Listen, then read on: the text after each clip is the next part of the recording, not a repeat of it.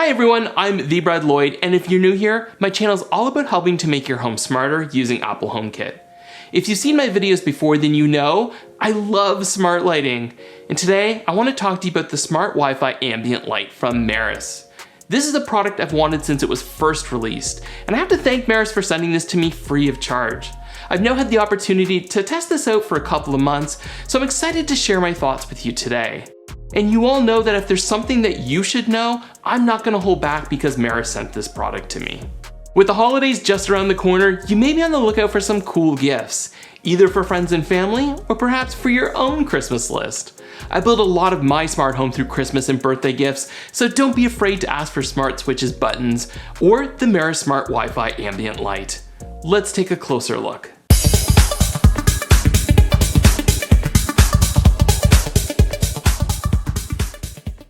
First things first, I wasn't sure what to expect when I opened up the box. I actually thought it was a glass lamp. When I initially realized that it was a plastic cover on the lamp, I worried about how it might look. I have to say that in use, you can't even really notice. The light is bright, and I even considered that with kids or for someone that has pets, the plastic is actually preferable. We once broke a large glass candle holder into a million little pieces, and I don't even want to think about having to clean that up again. The lamp comes out of the box in one piece and doesn't require assembly. This light is about 20 centimeters tall, so it doesn't take up a lot of room.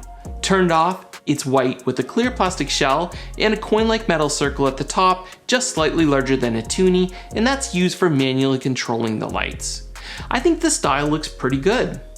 Tap it once to turn it on, it will automatically turn on to the last color that was used, yellow in my case. Tapping it again, you can change it to purple, bright white, cool white, warm white, red, turquoise, green, and then back to yellow. To turn it off, just double tap. By long pressing, you can adjust the brightness. It's not a smooth transition. It seems to increase by about 10% increments, and this is true when you're holding it down manually or when using the app. This is intended more as an accent light than it is a main light and has a max output of 400 lumens. Just to show you how it compares to some other lights, here you can see the Meross lamp alongside the 800 lumen Philips Hue bulb, the 90 lumen EU flare, and the 520 lumen Philips Hue Go. I think it does hold its own against some of the more expensive alternatives. This lamp is smart and it works with Apple Homekit. In addition to HomeKit, it's also compatible with Alexa, Google, and SmartThings. I did have some trouble adding this lamp to HomeKit. This works off the 2.4 GHz Wi-Fi band, so it's important that your iPhone's connected to the same 2.4 GHz band. Interestingly, Meross recommends that you add this device directly from the Home app as opposed to the Meross app. Once in HomeKit, you'll be able to see it in the Meross app, so it's a good idea to download their app even if it's only to make sure that you have the latest firmware version, which I was prompted to do once I set it up. I get the feeling that others have had issues adding this device into HomeKit as well, due to the amount of troubleshooting information that Meross provides with steps for people having trouble adding it into HomeKit.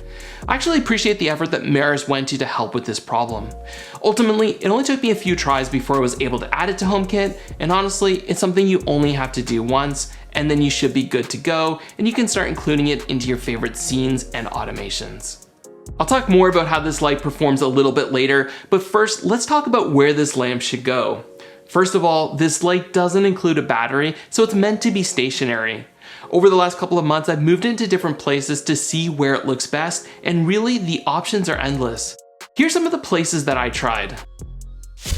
I have a small side table in our great room, and due to the size of this lamp, it fits perfectly and integrates nicely into my different scenes, like my evening scene, which turns lights on gradually as sunset approaches, as well as my chill time and showtime scene, just to name a few.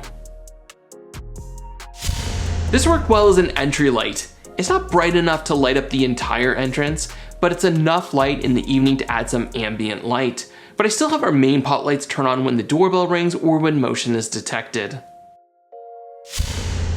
This light works great and looks beautiful as a bedside lamp. It's not going to give a reading spotlight, but it will provide the perfect level of light when you're getting ready for bed. I have a couple of different bedtime scenes that I've integrated this into, and when it's time to turn off the lights, I can simply tap the top or control it using the flick button I have installed. For my bedroom, I'd want the bedside lamps to match, so just consider that you might need two. There's a very small dim LED indicator light on the back just beside where it plugs in. I prefer complete darkness at night, so you can go into the Meross app and turn off the LED. Thank you, Meross, I love the control I have with this feature. You might be thinking, the bathroom? Are you kidding me? But the bathroom is actually a perfect place for this lamp. I have a motion sensor in my bathroom that turns my lights on to different light levels depending on the time of day. But in the middle of the night, I want my lights to be super low. My Lutron Caseta does its best, but I have 8 light bulbs in this room, so it struggles at low light and has a tendency to flicker. By using the Meross Ambient Light, I was able to program just this one light to turn on so I could see what I'm doing without waking me up at night. For me, that was a brightness level of about 10%. My lights in this room are also a 5000 Kelvin bright white, but using the Meross light, I could set it to a warm light, which was perfect for the middle of the night. And speaking of bathrooms, this also makes a great light when relaxing in the bathtub after a long day of work. This would also look great in a kid's room or home office. It's all about your space and where you want to add some extra light. And due to the small size and the ability to change color, dim, and control within HomeKit or manually makes this very versatile. Lastly, this light is excellent as an indicator light for your smart home. So what do I mean by that? Well, you could use a color to indicate accessory states. Let's say you have an indoor air quality sensor like this Eve room and the air quality drops to poor. You could create an automation to turn this light a particular color like red to alert you. It can also alert you if doors and windows are left open or if doors are unlocked. If we open up the basement windows to get some air, we can avoid forgetting to close them by using an indicator light. And to clarify, this can be set up on any HomeKit light, but rather than using main lights, this light works well as an accent light. It's not intense enough that you're like, what the heck? Yet enough to be noticeable.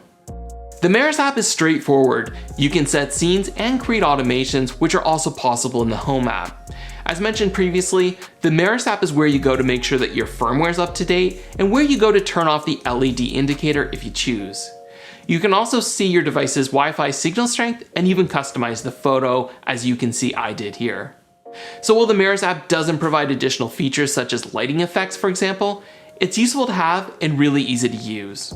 I do wish this was compatible with adaptive lighting, which is a feature that automatically adjusts your lighting temperature throughout the day.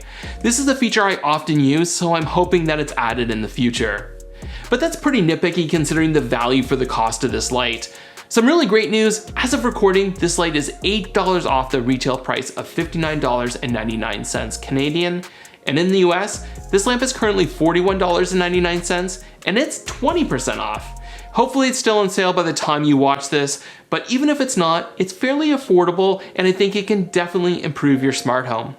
Overall, I think this is a great lamp. It looks awesome and it's perfect for the minimalist in me. It has so many great uses, and while it's not portable, it's light and easy to move around. It just fits so well into our smart home. During my first 2 months of using this product, I found it to be quick to respond and completely reliable. I can't think of a single time that I've had a no response error, and I use this every day. One of my favorite places so far is on our table in the great room where my new yellow HomePod mini is on this awesome Bololo tripod stand. I can match or complement the color of the HomePod mini. It also works excellent as a red or green accent light over the holidays. Leave me a comment and let me know where you could see this lamp in your home. Also, it's time to start planning for 2022, which is crazy. Do you have any particular video ideas or products that you'd like to see me review? That's it for today's video. I hope you found it helpful. Thanks for supporting the channel, and if you've stuck around for this entire video, wow, you're awesome! Maybe you'd be interested in connecting with me on Instagram or Twitter. Head on over and follow me for Apple HomeKit and product updates, cool pics, and see what I've been up to between videos. Thanks so much for watching, and I'll talk to you soon.